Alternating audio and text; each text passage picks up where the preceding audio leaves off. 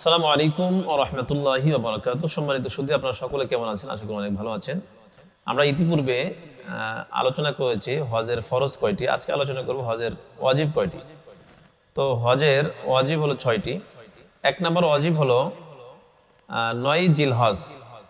9 জিলহজ সন্ধ্যার পর থেকে নিয়ে পরবর্তী সন্ধ্যা পর্যন্ত মুজদালিফাতে অবস্থান করা, এটি একটি ওয়াজিব।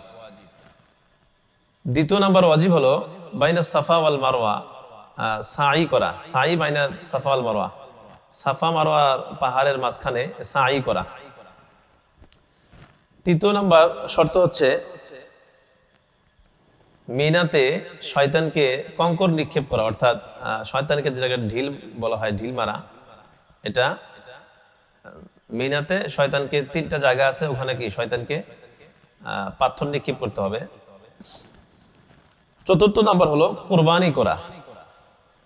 চতুর্থ নাম্বার হচ্ছে কোরবানি করা, এটি একটি ওয়াজিব, হজের অন্যতম একটা ওয়াজিব কোরবানি করা।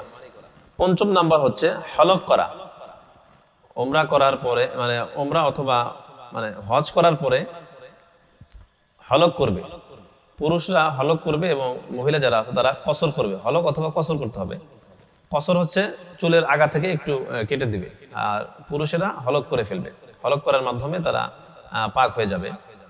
এবং আরেকটা ওয়াজিব আছে, যারা মিকাতের বাহিরে থাকবে, মিকাতের বাহিরে যারা থাকবে তাদের জন্য তাওয়াফে বিদা বলে, মানে বিদায়ী তাওয়াফ। এটা শুধুমাত্র শর্ত যারা নাকি মিকাতের বাহিরে থাকবে তাদের জন্য হজ থেকে আসার সময় আরেকটা তাওয়াফ করে আসতে হবে, যেটাকে বলা হয় তাওয়াফে বিদা। আর যারা মিকাতের ভিতরে আছে তাদের জন্য ওই ওয়াজিবটা প্রযোজ্য হবে না। তো আশা করি কথাগুলো বুঝতে পেরেছেন। আল্লাহ তাআলা সকলকে আমল করার তৌফিক দান করুক। আসসালামু আলাইকুম ওয়া রাহমাতুল্লাহি ওয়া বারাকাতুহু।